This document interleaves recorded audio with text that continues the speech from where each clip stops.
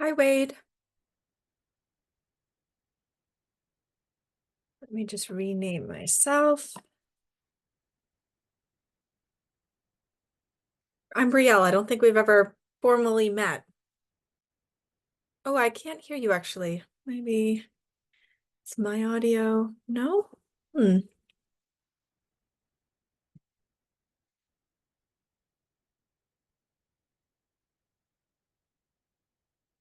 I still can't hear you. I'm wondering whether there's some kind of a connectivity. No, still can't.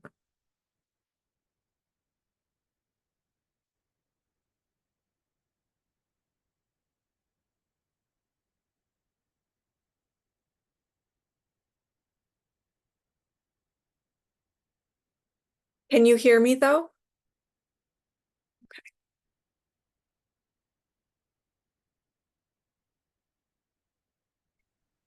Hello.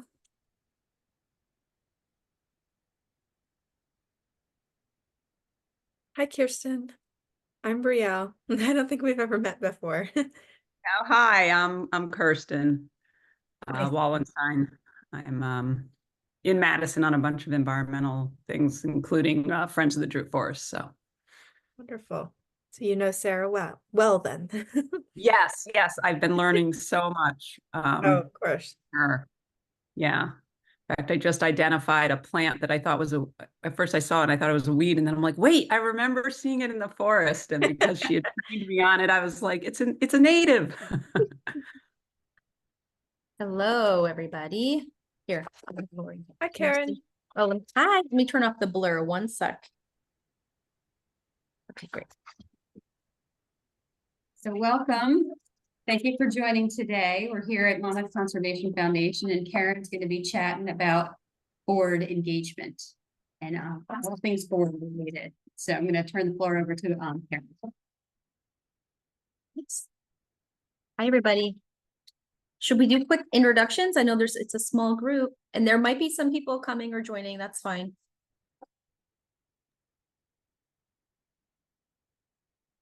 Sure. I mean, okay. I'm Kirsten Wallenstein. I'm on a bunch of environmental committees in Madison, and I'm also on the board of Friends of the Drew Forest.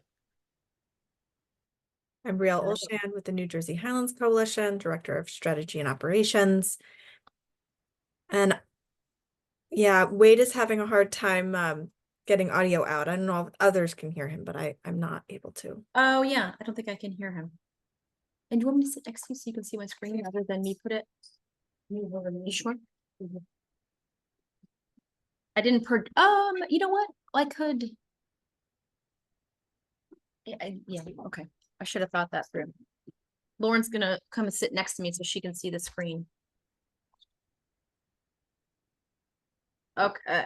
Well, I'm gonna share my screen. Am I supposed to? You're recording already. I don't have to worry about that for you, right? Wait, I lost it. Share. I use Teams all the time now, and I have to still, I can't hear you, Wade. Share screen. But one option is to chat in if you still want to participate. Brielle, can you authorize me to share my screen? It says the host disabled it. Absolutely. All right. Should be fixed. Good. Sometimes also people have joined on their phones separately, so they get the audio. Right. Way. Can you guys see my screen? Okay, super. So we'll leave the door open for now. So I'm more than happy to talk about board engagement today, and I hope that this can be a discussion too, where you guys chime in and might have questions or experiences of your own that you can chime in. I am one of you guys. I'm a member of this group and I'm grateful to be a part of it. I am currently the Director of Development and Communications here at Monmouth Conservation Foundation, or MCF. I've been here a little over 2 years. And for more than 20 years, I've been a fundraising and communications professional, advancing environmental issues, mostly in the higher education space, actually, and more recently in nonprofits. I was a freelance consultant for a number of years, kind of on the side, because I had a lot of friends who were getting their PhDs and then starting nonprofits and didn't have a fundraising expertise. And I found that they asked ask me questions, and I just in a transitionary period of moving up here, I help them. And I can't believe how much nonprofits now being part of one, how much we all do with so little resources and staff. It's amazing. So I'm going to share some, I hope you all ate because I have a lot of pictures of food in my presentation. I'm going to talk about some board nuts and bolts, tidbits from my experiences, share some best practices and resources, and absolutely leave time for discussion and questions. So let me move this so I can see. I'm sorry. Can I move that? There we go. This is not going to help me. Hold on. Let me see. There we go. So just a little bit of background. I think the purpose of our board, it can be board of trustees, board of advisors, committee, whatever you call it, but generally they provide financial oversight, general guidance and oversight. They may take part in guiding your mission operations. Usually they oversee the hiring of your chief executive and their evaluation. They can be very integral to strategic planning and just other planning and execution of your programs. A lot of times they bring additional expertise in a large walk of life of all sorts of things. Hopefully helping with fundraising, definitely advocacy, right? Being ambassadors for our organizations, getting the word out of what we do. And a lot of times they're helpful with their connections on many fronts. I think committees are also very important. I've worked with all sorts of formal board of trustees, at the university level where it's a core group of people overseeing high level things, but then each individual school, program, project may have had its own advisory board or even something like a dean's advisory group. Certain campuses would have their own groups. Here within our current organization, we have lots of subcommittees within our board of trustees who work on certain things, either events or specific projects or initiatives. Sometimes they're advisory and they're not voting. And it can be even a blend of internal and external members. So a lot of times at the universities, they would have faculty and community members kind of blending together. So all important, all helping us out. Of course, we have our officers, your president, vice president, secretary, treasurer, at-large members, which are folks that are have all the rights of being on your board. And we may not all have these, but just helpful to know, I think, if it's not familiar. They have full rights, but don't have a specific role, or maybe they're not leading a committee within your board. Ex officio are members of your board who do not have voting rights. Emeritus members are former members who are given special recognition for their contributions and given the title of emeritus. And I always like to remember that all of our board members are volunteers, right? First and foremost, we're not corporations. They're not paid for their time.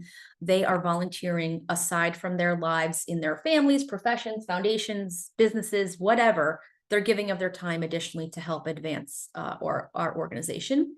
And because I've always done fundraising and communications, I think a lot of times the way that I treat and engage with board members is the way that I treat and engage donors, right? Trying to maintain relationships and move them forward in the process of involvement. I think when you take a look at who's on our boards, they're most likely our donors and sponsors, probably at the higher level, depending on our structures, right? It could be people like members of your organization. Alumni may not be as relevant to us these days. Parents, clients, students, partners, right? People in the community that help us do the work that we do. And sometimes it's community leaders. We have a few politicians that are on our board here at MCF that are very relevant to the work that we do. How do you find board members? I think you look at some of those categories we just talked about and think about, okay, if we're looking for people who might fill some of those boxes, you can go a little wider and maybe look at things like subscribers, people who are signed up for your listservs, people who come to your events, and just stakeholders, right? So people who within the work that you do are benefiting or impacted by your work. Doesn't always have to think about these people being just the people that are contributing to you, but who are relevant. Maybe it's just your neighbors. And I never want to poach anybody, right? None of us want to do that, but it's important to also look at your peers, right? Who else in your community is supporting or serving on boards of other nonprofits in the environmental space, or even just in the nonprofit space that are doing that as a service to your community? And does it make sense that there's some overlap and alignment with your organization? We can always go out networking, right? Go to different events, be out there in the community, try to find people who might make sense to get involved. You can do good old search engines and research where you're looking through Google, or on the research end, it might be more taking a closer look at the people in your purview, right? Where It might be that you're having a professional service look at your list of people in your database, whatever that form may be, even if it's as simple as an Excel sheet, but help you do some additional looking at the people that are taking part in your organization to maybe find people who have specific expertise or wealth or connections that could become board members for you. Oops, sorry. Clicking the wrong buttons. I think it's really important to vet board members, right? And this may not be something that we're all involved in at our level. We're all play different roles in our organization. This might be more the leadership level, but it's a good reminder for everybody who is connected that you should have referrals sometimes for people getting on your board. There should be an interview process. Cultivation, like with donors, I think is really important. You know, I've seen it work really well, but also work really badly where you have a complete stranger join your board where, oh, I know so-and-so, they're great. And instantly they're just brought on your board as a way to get them involved. And you may not really know that person or their background or their intentions, and vice versa. They may not know your organization well enough. Of course, you can do things like background checks, check their references, and do your own research just to make sure with social media, with Google, that sort of thing, that there's nothing maybe inflammatory or legal coming up with anybody, right, that you might have on your board and how they're going to represent and serve you. When you think about board makeup, I think diversity is very important on many, many, many levels, right? And you could think of things like relevance to your organizational needs, right? Different expertise that you may not have because you're a small nonprofit or you're trying to go into something new. We have a lot of lawyers and a lot of folks in finance that happen to be on the board here. You could look at specific professions or trades. I know a lot of nonprofits, you know, we have limited budgets. So maybe you need help with marketing or you need help with social media. Maybe you could find folks who could serve on your board who could lend that expertise and bring it to you, right? Geography is really important. When we think of us here at MCF, we serve all of Monmouth County. But if you look at our board, we're very highly stacked on folks that live in the eastern part of our county. We don't have representation currently from the west or south or even really central. So that's something that we're working to fill in. And that, again, it all makes sense for whatever your organization is, but something to look at and think about. And then demographics, right? I know we all have to be, the next slides, I was very hesitant to share with you, but I'm going to show you a matrix that some of the universities that I worked with used to analyze their board members and to consider people's demographics and making sure that you have representation and diversity on your board. And then you also think about things like connections to your organization where you want members, non-members, you want donors, non-donors, things like that. So this is the chart. It's a small screenshot that's going to be hard to read. And it's just meant to be a concept for you that, you know, we all have to be, I think none of this is inappropriate, but I think in this day and age, you know, equal opportunity, everybody wanting to be diverse, open, inclusive, all of that. But this was, I modified it a little bit, but this is something that dates back probably 10 or 15 years that one of the universities I worked at used across the board at all different levels. And they had a, you know, kind of a contact information for the board of trustees and different advisory groups. But then this was all self-identified. So the board members, as part of their onboarding, would take a survey and fill out information about themselves, whatever they wanted to complete. But you could look at each board member and how they identified, you know, male, female, maybe non-binary, look at their age bracket. May not, again, not relevant for us, but in our case, it was whether they were alumni or non-alumni, their demographic background in terms of race, ethnicity, and sometimes religion. For us, we talk about things like residing in or outside of the county, in or outside of the state, whether they work in or outside of the state, you know, that all had implications relevant to the work that we do. And the idea of this is that you're just looking for gaps, right? If you have way more females than you have males, if you have people that are all, if you look at this was actually the data without anybody's names in here, but the great majority of this small advisory group were people that were age 51 to 64. There was very little representation on any other side of that. It was almost exclusively alumni, not a lot of diversity in terms of demographic background. So it is a helpful tool, however things that you want to look at and see that you might say, wow, this is really who we're not representing. We don't have people from this category, that type of thing. And it went even further to dive into their professional background. which is something that's a little harder to have one cookie cutter example of because there's so many professions and things. So this has categories like accounting, banking, finance, that they had a family foundation. They're in entertainment or media, public relations, marketing, all sorts of stuff. But again, it was just to show that, wow, we have 9 doctors, or we have 5 lawyers, or we have 6 teachers. Who are we missing? We have only 1 person who's retired. So something like this just might be helpful as I think everybody is trying to think about diversity in different ways. And if you actually look at what you have in different ways, it can be useful. As much as the board is here for us, we should also be there for them and equip them as best as possible. So you want to have things like bylaws, maybe a job description, their responsibilities and expectations. You know, you may say you have to attend 3 out of 4 meetings per year. You need to be on 1 or 2 committees per year. Have it clearly outlined what their terms are. I hope every board, I know this is a tricky one. Sometimes people get really weary about fundraising, but there should be a really clear expectation of their financial commitment. I love the give or get concept where, okay, the expectation is that every board member give or get $5,000 per year. They can write a check, perfect. Or perhaps they have a foundation, a connection to a corporation. Maybe they have matching gifts to their employer, or maybe, you know, we have people on our boards that don't have the greatest capacity to give personally. But for instance, with us, we've got a trustee that's very, very knowledgeable on grants and government funding and the work that we do. And he really gets in and helps us look at grants and connections. Hi, Denise. No, come on in. Did you find it okay? Yeah, just took longer than. Okay, so this is, do you want to introduce yourself real quick? Okay. We have a small group, and I didn't put it on the screen because our owl is having an issue. Okay, So. no worries. Sorry, everyone. Denise Lance of Morris County Park System and Alliance for Morris County Parks. Yeah. No, not at all. It's a small group, and I'm given a lot of info.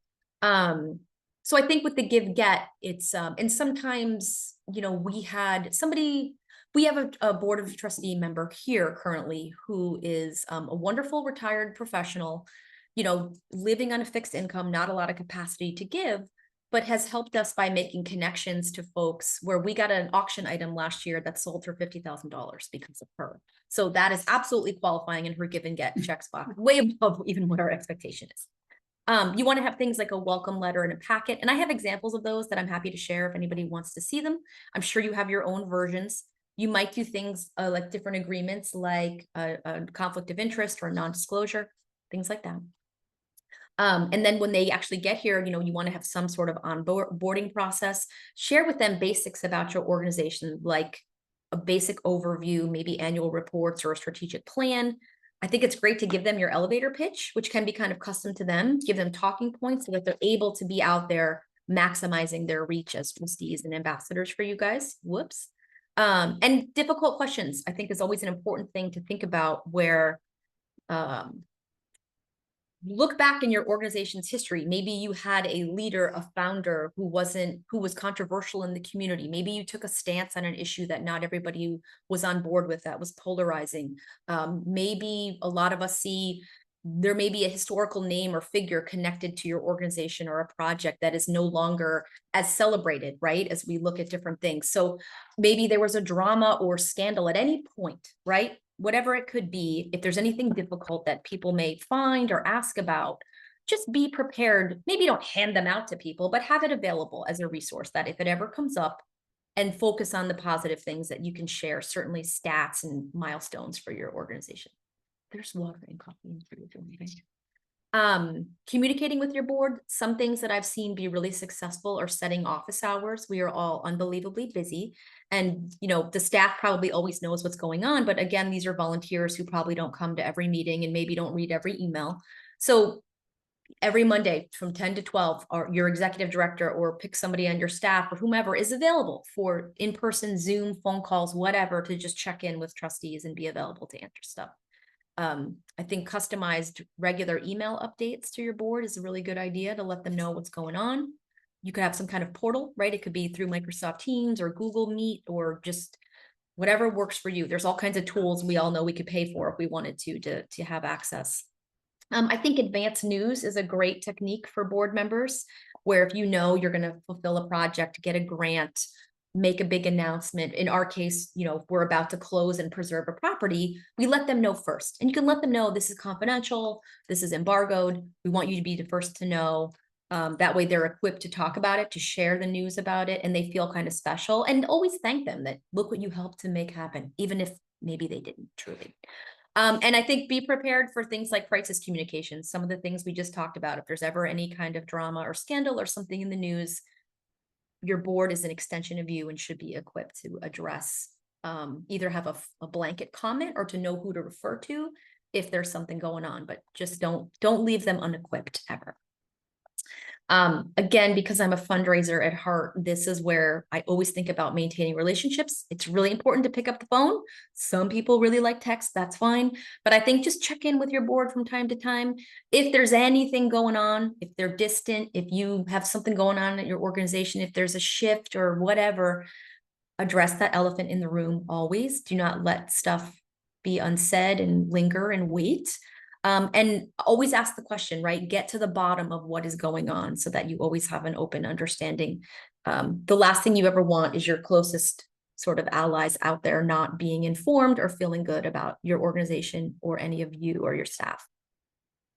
And thank them, right? And you can't thank them enough in all the different ways. It just is going to motivate them to do more for you and feel ownership, even if some of them may not be truly driving the work that you do. A lot of them make a big difference, you know. I think just again with donors, you know, take note of their birthdays or anniversaries or their organizational milestones. Like you've been a trustee for 25 years. You've been on this committee for 8 years. You've whatever, had perfect attendance. I mean, who tracks that? Do you know what I mean? And keep in mind family and the things that are important to them. I know we have a lot of trustees right now that are having their first grandchild or spending time away with family or who are going through really difficult challenges with family health. And it's important to be aware of that stuff and steward those relationships. I think perks are great. It all depends. I mean, some of the places I've worked have had bigger budgets and interest in stuff like this, but a really simple one is special name tags. They don't have to be permanent, beautiful wooden name tags. It can be a printed Avery paper name tag inside of a plastic sleeve, but add simply the distinction of board of trustee or add the little ribbon sticker underneath so that they feel special and recognized. And when they're at events, they can be representing your organization really easily and people can see, oh, that's my trustee. Let me talk to that person. Let me ask them a question, right?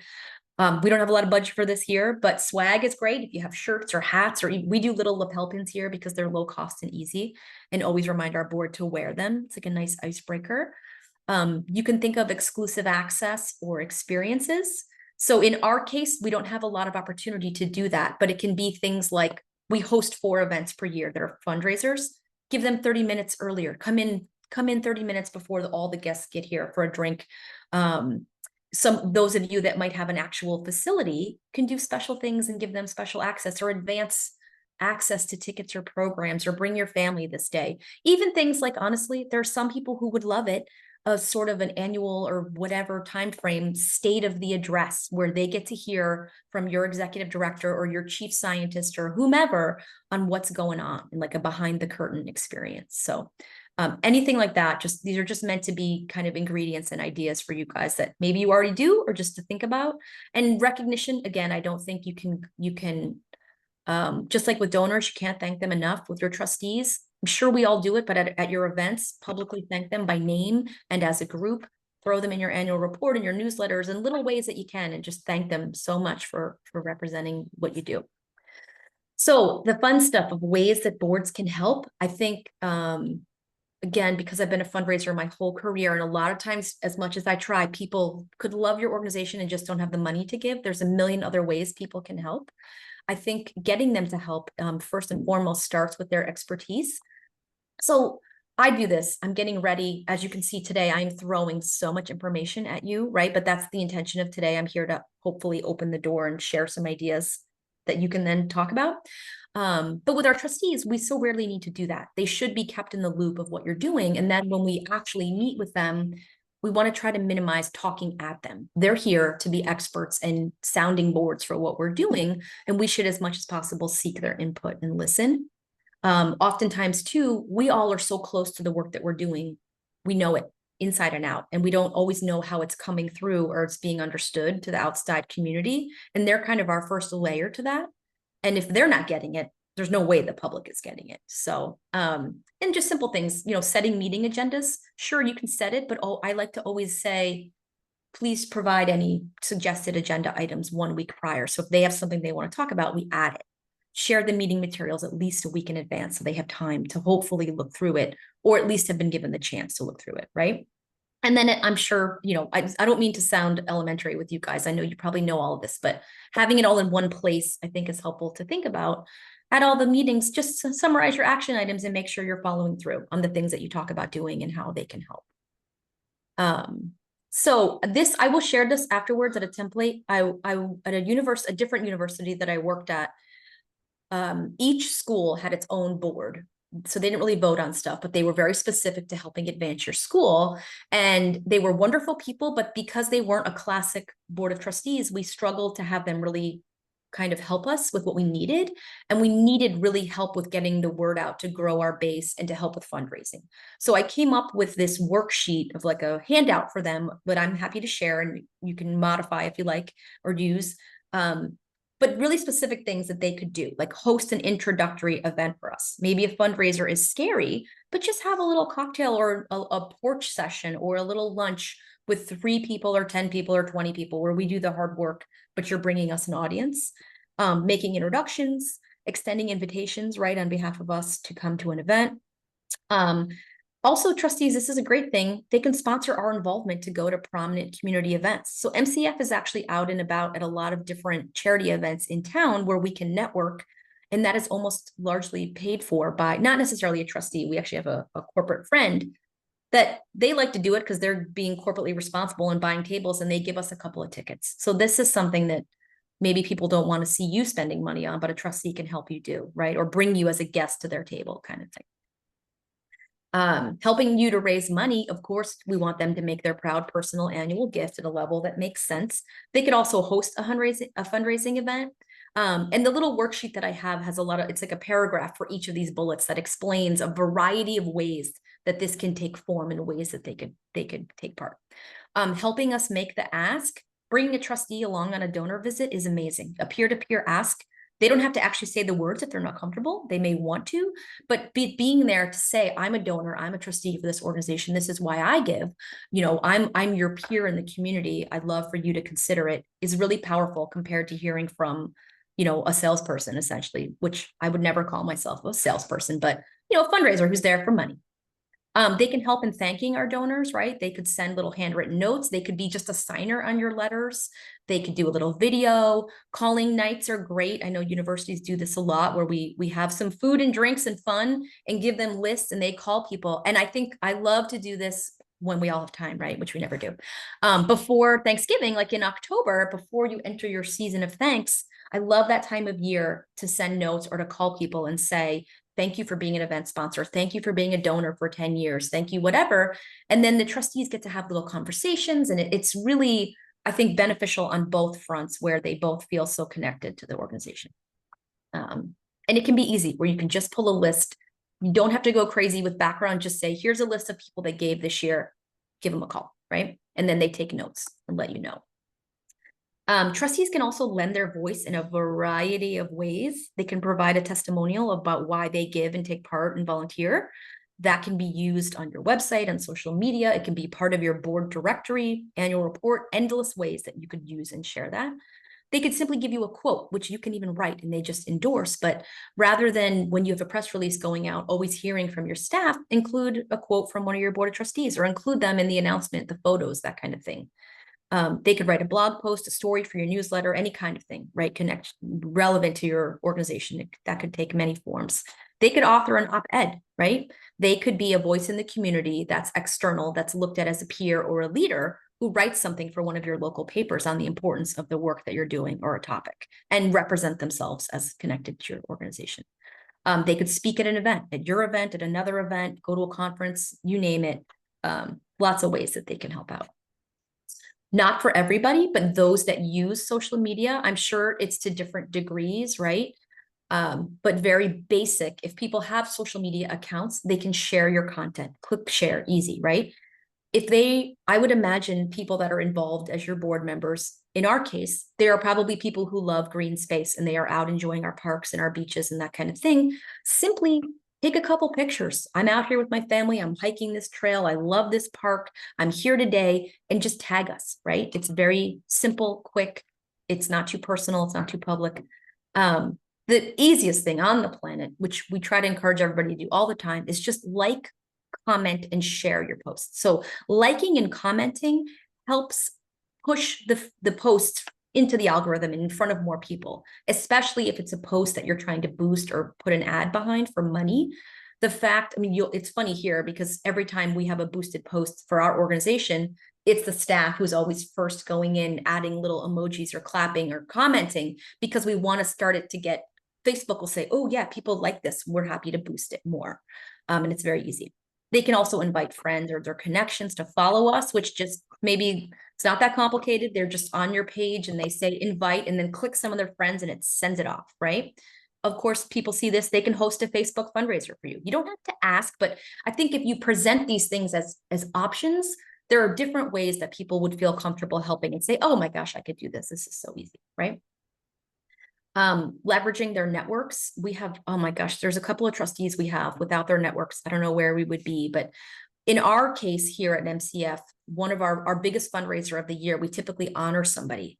And it's hard to find a relevant honoree and somebody we can reach and get here that would accept the honoree, right? But our trustees are very helpful in saying, what about this person or this organization? And we can help connect you. It goes a really long way. Another one of our events is really our holiday luncheon. We bring in a speaker each year. And if you look back over the 10 plus years, a lot of times there are people who are, bordering celebrity or national figures. And almost every time it's been the help of somebody that said, I know so-and-so, I know this person, I can help bring them in, who we otherwise would have no ability to reach. Or we would have had to pay a really exorbitant speaking fee for. So it could be a way that they're helpful. We kind of touched on this, but providing invitees for our event, not necessarily them bugging people to come, but sometimes people will literally just say, here's a list, invite these people. And they'll, we give kind of a nod or a personal note saying, so-and-so thought you would enjoy this event, so that they at least have some connection, but we're doing the work. Sometimes people will say, yeah, here's an email list, invite all these people, go. Not always, but again, it's what different people are comfortable doing. Sometimes some people like you and need you to be really, really specific in all the things they have to do in their lives. So we'll say, we would charge every trustee with please bringing at least one guest or one couple to one event per year, so that they can kind of check off that, yes, they did this, right? Or host a table. If they have the capacity, host an entire table and fill it. That can be at our event or an external event. This is a big one for us, helping with political connections. Some of our trustees are influential members of the community in their own way and have good relationships with different politicians where, we're not a lobbying organization. We have a very limited capacity to do that. There's sometimes things that we need in the community, maybe a permit or something, or just help with a project, and them being able to help endorse us and the project and or open a door or broker a meeting is tremendously helpful, right? Underwriting, we kind of touched on this before, where sometimes trustees will pay for things like you being out at events. They are as the group that approves our budget, right? They're watching how we spend our money. And we all know, we have limited budgets, and nonprofits are so accountable for how we spend our money. But if we had endless budgets and we could buy t-shirts and cups and bumper stickers and magnets to give out to the masses to let them know more about what we do, or to do more advertising or marketing, sometimes trustees will underwrite that. It's just a thing to think about, where they kind of okay you doing it because we're not paying for it. Sometimes folks have office space that they can offer to you or lend to you at no cost, or supplies like furniture or technology. Professional development is something I've seen a lot of the times, where they are willing to invest in the organization and pay for staff to go to conferences or to take specialized trainings, or sometimes to hire specialized services like consultants or contractors to help with your data or your fundraising, special things like maybe DEI or whatever. It's a great way to have them feel like they really tangibly helped you. And of course, events, they can always underwrite events so that you're getting maximum income, maximum impact and revenue from what you're trying to do. And then of course there's tangible support. I know we all know this, they can always give us money, but a lot of things, you know, trustees is certainly folks that have means of any level, probably have a lot of assets that they may not always think about, or we might not always think about. A big one we've been talking about recently is their ability to donate miles, right? Some of them have millions of miles, and they could donate some that you could package together and make into a, you know, an auction item or a raffle or experience or something. They may have multiple or vacation homes, and they could offer a week at those. Season tickets to sports or arts and cultural programming that they might offer something. I mentioned this before. We had a trustee who helped us get the $50,000 auction item. She had a childhood friend that she hadn't talked to in years, but he went off and started this exclusive ranch in Montana. And she said, well, let me just give him a call and try. And he was so excited to hear from her, and excited that the place that he grew up was now an organization trying to preserve green space when he's so obviously passionate about it, that he donated this amazing stay at his resort, you know, unbelievable. And which was kind of a long shot, right? And we would have never in a million years been able to reach him. And then I think one of the other things is exclusive experiences where, you know, not across the board, but for me to call or one of the staff to send a letter or an email asking for a donation of a gift card or a restaurant certificate or something for an auction or an event. We're just competing with all the other nonprofits out there that are asking them for millions of things. But if you have a trustee who's also a client of theirs and a regular user of their services or products, spending money with them, you know, we got a great connection to a car dealer from one. It didn't go anywhere, but she tried. But, you know, if we have somebody that's buying a Mercedes, they're going to listen to them a lot more than they're going to listen to me, who's just calling them from a nonprofit asking for help. So think of how they can help facilitate sponsorships or auction items. And with those exclusive experiences, it might be that they patronize a restaurant every week and spend tons of money at a certain place or a spa or a club, and they can get you access to the chef for like a private pizza party or a private cooking class or a wine tasting or something special that you couldn't buy off the street, but they might have access to. So I've seen that be really successful. There are millions of resources. You can always Google. These are 3 that I just happen to have bookmarked that I do reference from time to time. Board Source, Nonprofit Learning Lab, and Nonprofit Hub. They're all .orgs, they're not .coms. They all have some kind of membership structure, of course, where you can pay and join, but they all have free resources. They have templates and guides and emails and that kind of thing. And I save them and go back to them. So those are just 3 that I wanted to share. And I think that's it. If you guys have any question or discussion, I know that I can talk a lot without pausing. And, you know, again, not an expert. I've worked at maybe 6 institutions and worked with a lot of nonprofits as a consultant, and some of the themes and kind of bubbling up in one place. I hope it was helpful to share. Absolutely. So. I just will, since no one online really has a question right now, I just want to say, again, I apologize for being late. No. Just took longer on the Parkway than I thought, but I do a lot of these things, but I want to thank you because there were some, like I jotted down real quick, like, oh, I don't think I do that in my welcome packet, or, oh, you know, that's a good idea. I'm on a board. And one of the things I think that you talked about were those little gatherings that the board members might have. Yeah. That organization has done those very successfully, very, very successfully. And not just even our board members, but our volunteers.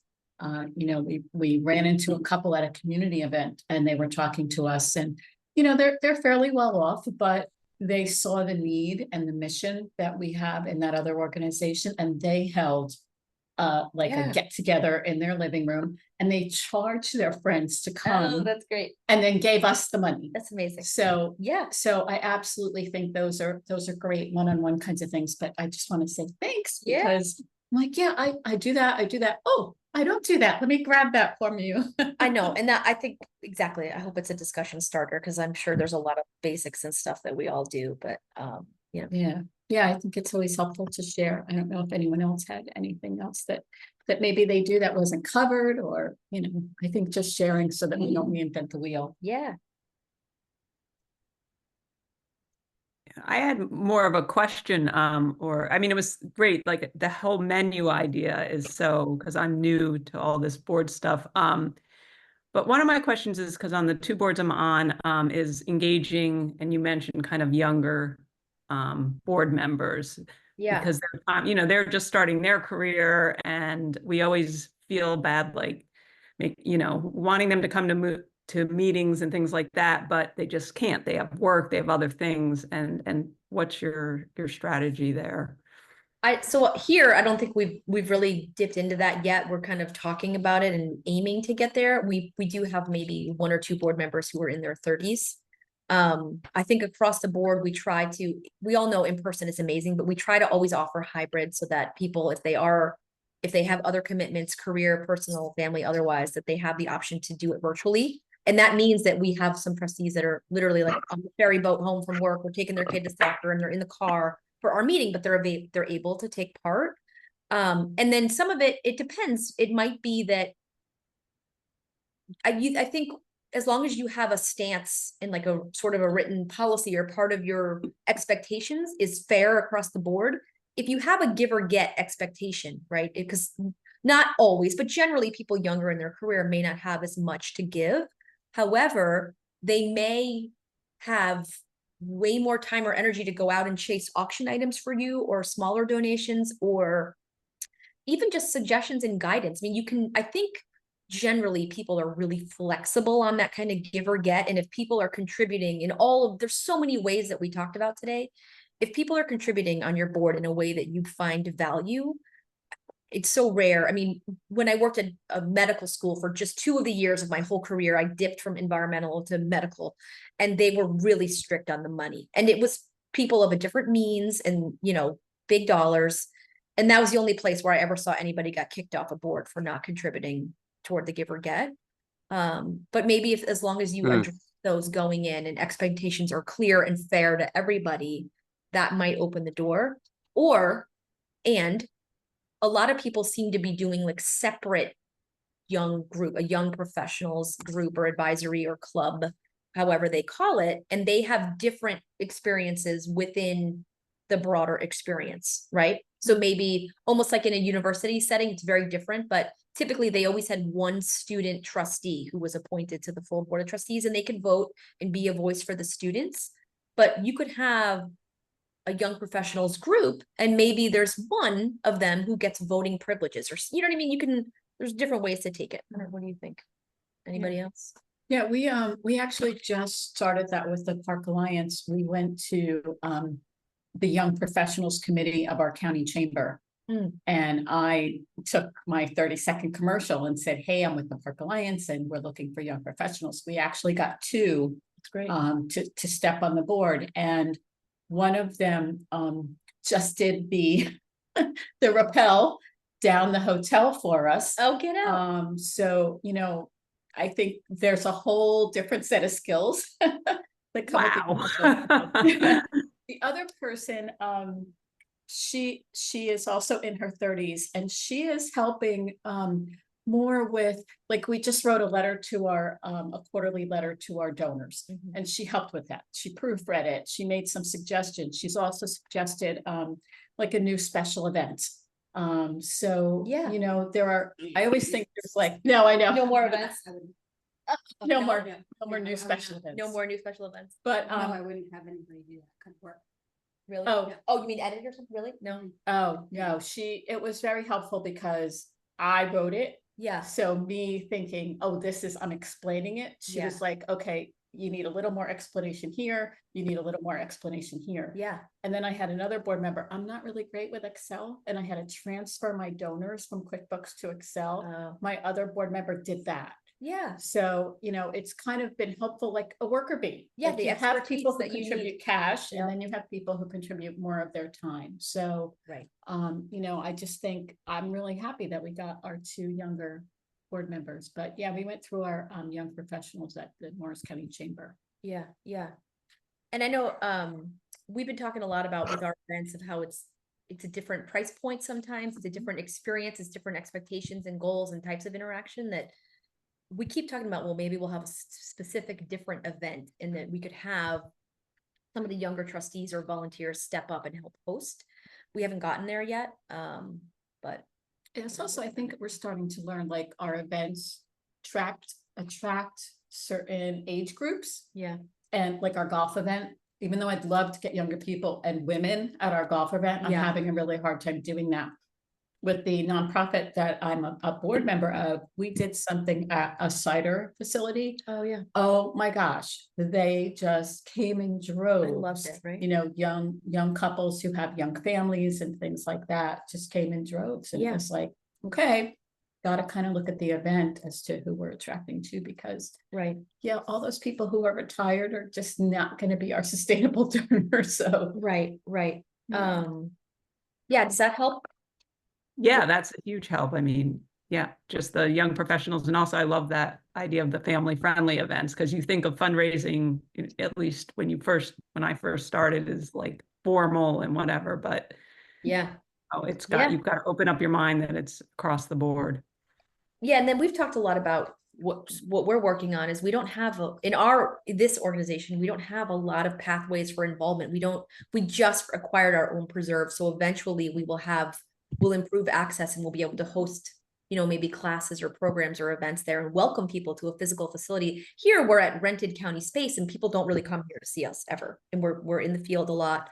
We don't have a physical presence. We're not like a hospital or a school that people come to, or we're not grounds for sculpture, which is amazing. Right? How do you not get excited going there?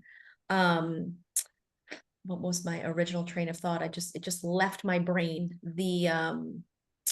But we're trying to figure out, so great, let's say we are able to reach younger people in whatever method, even if it's through a targeted social media campaign or something, or we have an event and they come, then what? So we've been, we do have a monthly giving program, which starts at only $5 a month. That's an easy way to get involved and maybe get some stuff. Maybe we need separate new communications, but we're trying to think about that whole longer thing of how can they play a role once you get their attention, right? Right. Thank you. Which isn't, you got to build it and they'll come, I guess, right? Right. Hopefully. Yeah. So. I'm the opposite, actually. Really? I 100%, whether I'm working with business owners or fundraisers, whoever it is, go where people are. Yeah. Find that, what is it? Where are they? What are they interested in? And go in deep. Become a part of their, whatever it is that they're doing. Get to know them, get to understand them, and then start asking, how can we work together? Yeah, that makes sense. So the question is, where are young people? Yeah, no, And that's part of it, Bars. Well, then that's where you're gonna hang out. Yeah, right. You're gonna talk to bartenders, you're gonna talk to restaurant owners. So wherever it is in the community you want to be in, find out where they're at, Yeah. and then start working your way in. And figure out how you can be there. And for those of us who have facilities too, I think, like just in the parks or at a preserve, are there young people out there hiking? Are there young people out there off-road bicycling? Just kind of, Right. I always think about that, like, gee, I'd love to get out on a Saturday to Pyramid Mountain, where I know a bazillion people are going to hike, Who's there? and just kind of, say, hey, do you know that we support this facility? Blah, blah, blah, blah, blah, all that kind of stuff. So, Yeah. but then, yes, you have to make it easy for them to volunteer or to make a donation. So, yeah, we're looking at that too. Yeah. Right. It's like having the buy-in and doing stuff, right? Yeah. And that's the thing, people do reach us, though, we get young people who want service hours. Yes. And currently we have such limited things we can offer. Mhm. When we get the preserve up and running, there will be more. And we're trying to build a mobile unit that could be staffed by docents and that kind of thing. Mhm. So eventually we'll have more, but That's always a tricky. challenge. With people who have to be watched on Yeah. yes, a continuous basis. right, Yep. It's the man hours too with the eyes. Mhm. yeah, That's a whole Mhm. different set of right, Yeah. right. Yep. things to think about. It's like, yeah, can I sit you here with envelopes and letters and stuff and go away? Or are you out in the park, like cleaning a trail? Then Yeah. I need to have somebody there. Right. What's happening for Yeah. sure. So Yeah. That was great. With anything else? I'm sorry, any other questions? No, thank you so much. Thank you. yeah, for sure. Well, then we'll see everybody next month. And we have Charity Water joining us next month. Oh, nice. I just don't recall the date. My apologies. I can't think of the have it date either. We'll find it. It's always helpful in that. All right, well, everybody enjoy your summer, the rest of your summer. Thank you, Karen. So- Thanks. Sure. Thank Bye. you so much. Thank Bye, you. everyone. Bye.